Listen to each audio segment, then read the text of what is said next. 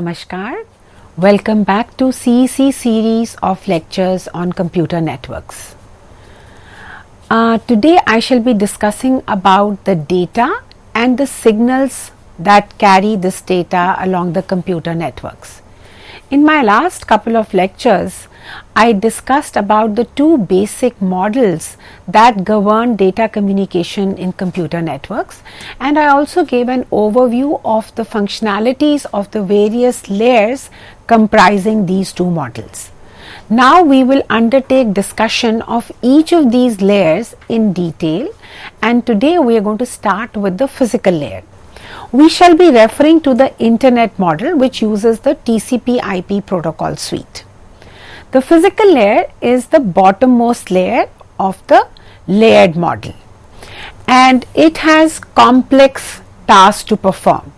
This layer is directly in contact with the transmission medium and is actually aware of all the network components which are connected to make up the complete network.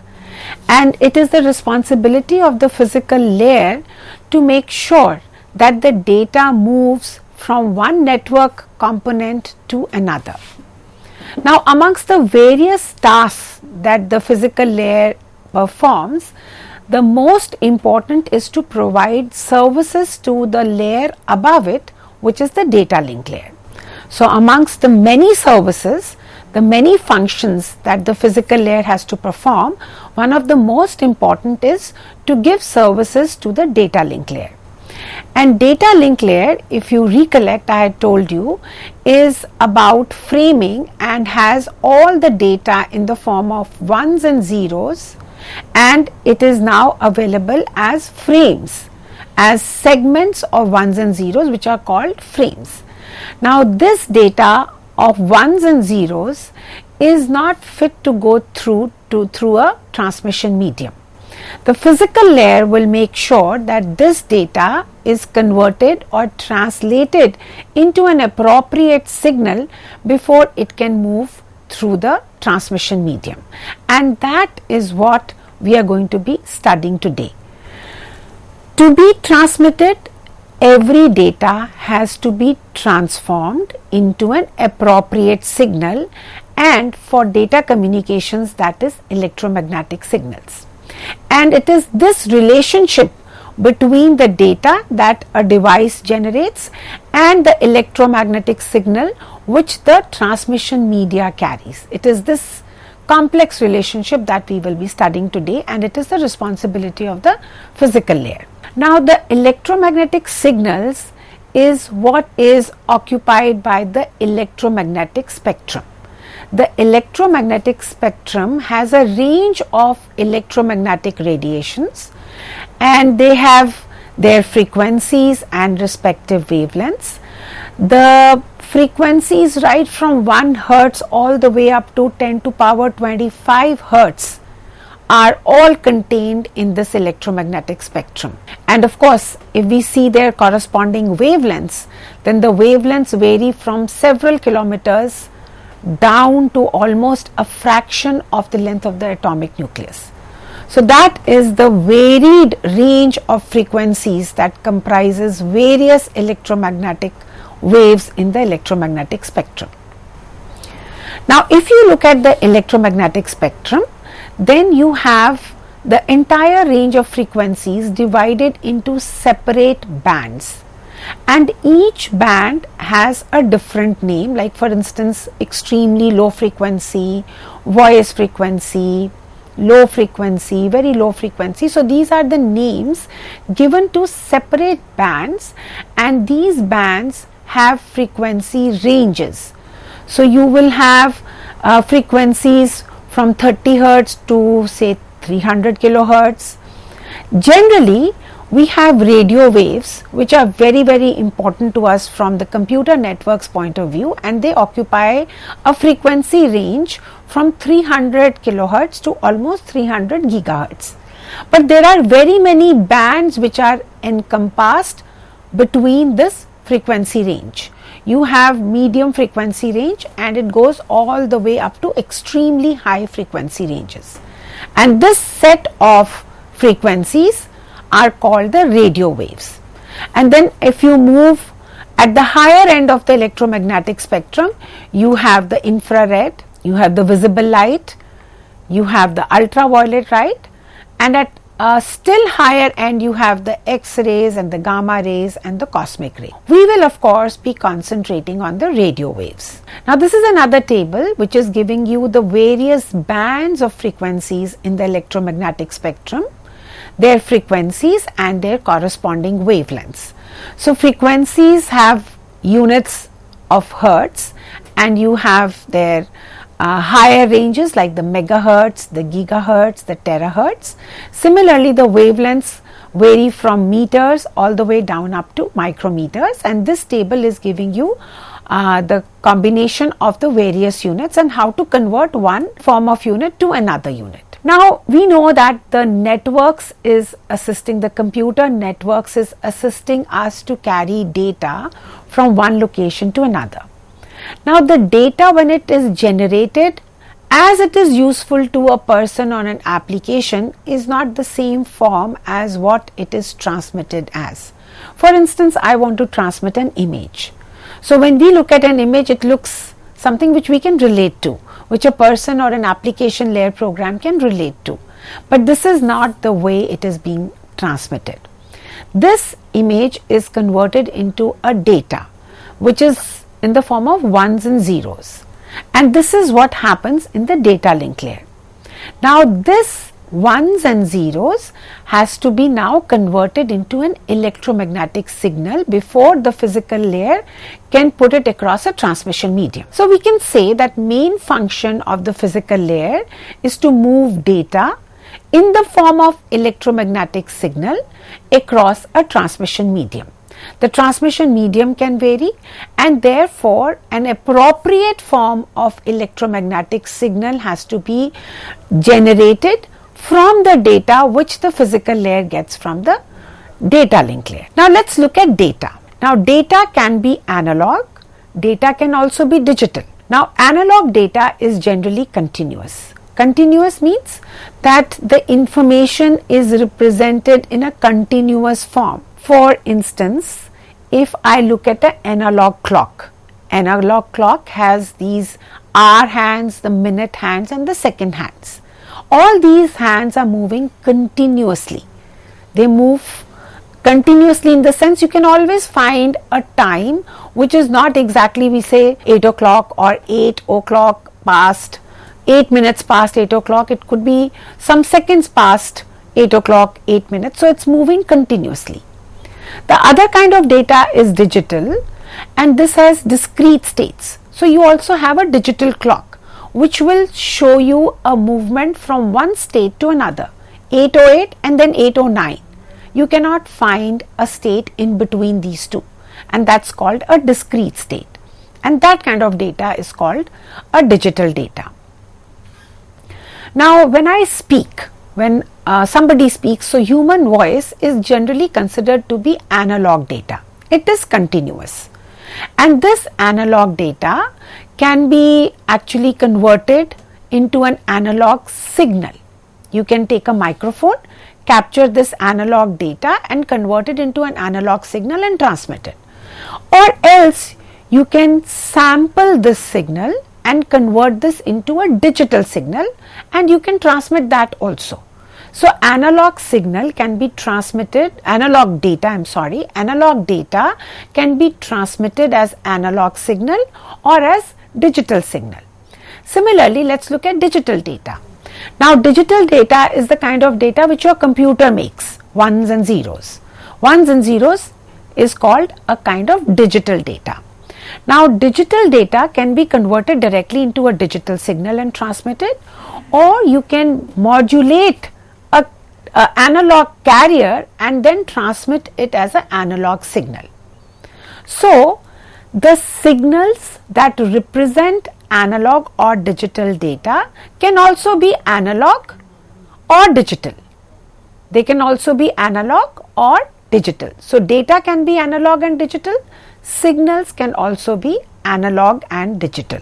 Data is what your device is making, signals is what your physical layer is going to convert this data into so that it is suitable for a longer transmission medium. Now when we say analog and digital signals, then what do we mean? Now analog signal means that there is infinite level of intensities in that signal representation. So see, there are already 3 levels I have indicated, but you can always find another level of intensity which is indicated by the signal. This signal, compare it with the signal right next to it. This has only 3 defined levels of intensity. So when you have only some fixed number of defined levels of output levels, then it is called a digital signal. So this is analog signal and a digital signal on your screen. Now both analog and digital signals can be periodic or non-periodic. Now what do we understand by a periodic signal?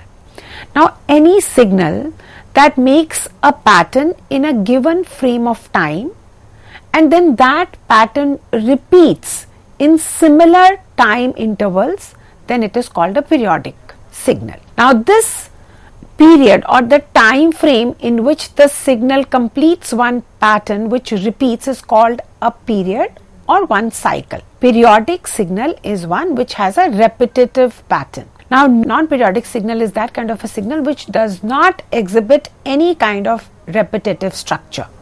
So from that point of view, we can see that these two signals on your screens are both non-periodic because there is no period, no time frame which we can define after which that pattern will repeat.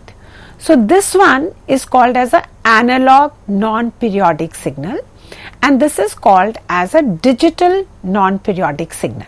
Both analog as well as digital signals can represent both analog as well as digital data and they can be either periodic or non-periodic. Now let's look at a periodic analog signal.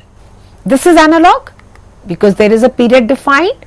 There is this pattern which is defined over a period and this pattern repeats in subsequent periods. It repeats as it is. So therefore this is a periodic signal and since there are infinite levels of intensity, it is an analog signal. Now this is the simplest periodic analog signal, it's a sine wave. Now sine waves or the periodic analog signals especially can be of two kinds, simple or composite. Now simple periodic analog signals, for example this sine wave, cannot be decomposed further into a simpler signal. This is the simplest signal possible. But composite signal is generally made up of multiple signals. So a composite signal is a analog signal, a periodic analog signal, or it could be a non-periodic analog signal also, but it can be decomposed further into multiple waves. So this example that you have, this sine wave that you can see on your screens, is a periodic analog signal and it is a simple analog signal. A pure sine wave is completely determined by 3 parameters: the peak amplitude, the phase and the period, which actually we define in terms of frequency. Frequency is the number of cycles that a signal completes in 1 second. So period and frequency are related. So these are the 3 parameters which completely determine a sine wave, which is a simple periodic analog signal: the peak amplitude, the phase and the frequency. The peak amplitude is the absolute value of the highest intensity in a signal. So when we see an electrical signal, then the peak value is usually represented in volts, and this is how it looks. This is a graph, it is a plot of amplitude versus time, and as you can see that there are 2 different waves that I have shown here. They have the same frequency and the phase, but the peak amplitude varies. The upper layer has a higher peak amplitude and the lower one has a lesser peak amplitude. So the absolute value of the highest intensity is called the peak amplitude. The second parameter is the frequency, which is related to the period, and frequency is determined by the number of periods in 1 second. So if you look at these two graphs, these two plots, again it's amplitude versus time in both cases, and here we'll find out the period. This is the period. Period is that part of the pattern which is unique in a particular time interval, and then in subsequent equal time intervals it's going to repeat. So from the period you determine the frequency. You find out these number of periods in 1 second, and that will be the frequency of the wave. Similarly, in the second one also you find out the period, and you see that the period in the second wave is larger than the period in the first wave. Now period and frequency are inversely related. Lower the period, higher the frequency. Longer period, shorter is the frequency. So this is how you measure or you envisage the period or the frequency of a simple sine wave, which is a second important parameter. Now frequency can also be defined as the rate of change with respect to time.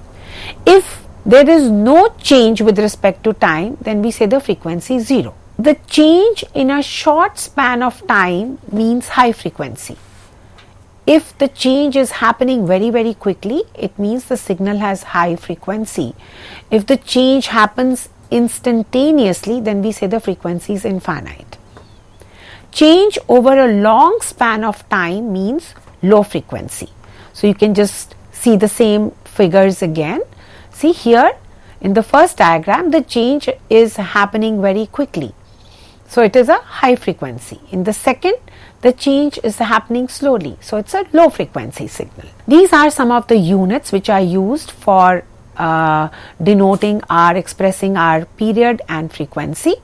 The units for period is generally in seconds, and it goes all the way up to milliseconds, microseconds, nanoseconds. And in case of frequency, you have hertz, kilohertz, megahertz, gigahertz, terahertz, and you can use any of these units. They are interchangeable. Like for instance, from seconds you can go to nanoseconds.